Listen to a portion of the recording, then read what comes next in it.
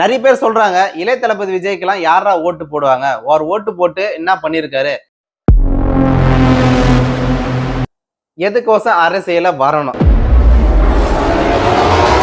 இது ஒரு சாக்கடை அரசியல்ன்றது. இதுல ஊந்துட்டாருன்னா அரசியல வந்தா என்ன மாரி சூழ்நிலை உருவாகுன்னு தெரிஞ்சுக்கிட்டு வரணும். அது தெரியாமலே இளைய தளபதி விஜய் அவர்கள் வந்தது தப்பு.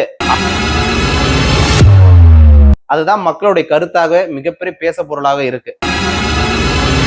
ஹாய் ஃப்ரெண்ட்ஸ், எல்லாருக்குமே வணக்கம். இது வரலாறு பேசுவோம். தமிழ்நாட்டுல செம்ம ட்ரெண்டிங்கான ஒரு நியூஸ் ஓடிட்டு இருக்குன்னா அது இளைய தளபதி விஜய் அவர்கள் அரசியல வந்ததுதான்.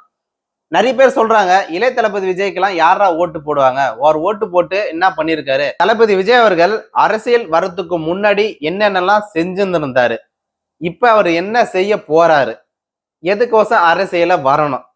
சினிமாவிலே அவர் பேரு புகழ் எல்லாமே அதுல இருக்கு. ஆனா இதுல பாத்தீங்கன்னா இது ஒரு சாக்கடை அரசியல்ன்றது. இதுல ஊந்துட்டாருன்னா போற வரவெல்லாம் கழிவு ஊத்துவான். அப்ப எதுக்கு இந்த அரசியல இளைய தளபதி விஜய் அவர்கள் வரணும்? அதுதான் மக்களுடைய கருத்தாக மிகப்பெரிய பேச பொருளாக இருக்கு. ஏன்னா தளபதி விஜய் அவர்கள் சினிமாவில இந்தியா லெவல்லே அதிக சம்பளம் வாங்கக்கூடிய ஒரு ஆளு, ஓகேங்களா? அப்படிப்பட்ட ஒரு ஆளு அரசியல எதுக்கு வரணும்? அரசியல வந்தா என்ன மாரி சூழ்நிலை உருவாகுன்னு தெரிஞ்சுக்கிட்டு வரணும். அது தெரியாமலே இளைய தளபதி விஜய் அவர்கள் வந்தது தப்பு அப்படின்னு அரசியல் தலைவர்கள் இருந்து பொதுமக்கள் நிறைய பேர் அவங்களுடைய கருத்தை பதிவு செஞ்சுட்டு இருக்காங்க. நீ எப்படா போயிட்டு பொதுமக்களை சந்திச்சனாக்கா இதே சேனல்ல போய் பாருங்க. இளைய தளபதி விஜய் அவர்கள் அரசியல வந்ததை பத்தி உங்களுடைய கருத்து என்ன அப்படின்னு முன்வைக்கும் போது அவங்களுடைய கருத்து எல்லாமே இளைய தளபதி விஜய் அவர்கள் சினிமாவிலே இருந்திருக்கலாம், அரசியல மக்களுக்கு உதவி செய்யணும்னு நினைச்சாக்கா கண்டிப்பா உதவி செய்ய முடியாது. சினிமாவில சூப்பர் ஸ்டார் ரஜினிகாந்த் அவர்கள் இல்லாதப்பட்டவங்களுக்கு அள்ளி அள்ளி கொடுப்பாரு, பொதுமக்களுக்கோசம் ஏது வச்சுட்டு வெளியும் போயிடுவாரு. நிறைய படத்துல நம்ம பார்க்க முடியும். ஆனால் நிஜ வாழ்க்கையில சூப்பர் ஸ்டார் ரஜினிகாந்த் அவர்கள் அப்படி இருக்கிறாரனா கண்டிப்பா அப்படி இல்லை. அது அனைவருக்கும் தெரிஞ்ச ஒரு விமர்சனம், ஓகேங்களா? தளபதி விஜய் அவர்கள் அரசியலுக்கு வர்றதுக்கு முன்னாடி அவர் என்ன நல்லது செஞ்சாரு மக்களுக்கு? 150 கோடி 120 கோடிலாம் வாங்குறாருல, அதுல ஏன் ஒரு 10 கோடி அவங்களுடைய ரசிகர்களுக்கு கொடுத்து உதவி பண்ணாதவரு மக்களுக்கு அரசியல செஞ்சிருவாரான்னு மக்கள் பார்த்தீங்கன்னா பெரிய விமர்சனமே இளைய தளபதி விஜய் மேல வச்சிட்டு இருக்காங்க. என்னப்பா சினிமாவில நடிச்சு அரசியல முதலமைச்சரா ஆகவே இல்லையானா கண்டிப்பா ஆகியிருக்காங்க தான். எம்ஜிஆர் அவர்கள் வந்திருக்காங்க. இப்போதைக்கு இருக்கக்கூடிய காலகட்டங்கள் வேற, ஆனா இப்போதைக்கு இருக்கக்கூடிய காலகட்டம் வேற. ஏன்னா அவர் வரும்போது அவர் எதிர்க்க ஆள் பார்த்தீங்கன்னா அந்த அளவுக்கு பலவீனமா ஆள் இல்லை. அதுவும் எம்ஜிஆர் அவர்கள் வரும்போது மிகப்பெரிய ஒரு பலத்தோட அரசியல் வந்தாரு. ஆனா இளைய தளபதி விஜய் அவர்களும் அப்படிதான் வந்திருக்காரு.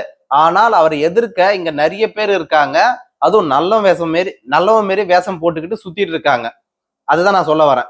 ஏன்னா வெளிப்படையாகவே இளைய தளபதி விஜய் அவர்கள் அரசியல வந்தது எனக்கு ரொம்ப சந்தோஷம்னு யாருமே சொல்லல.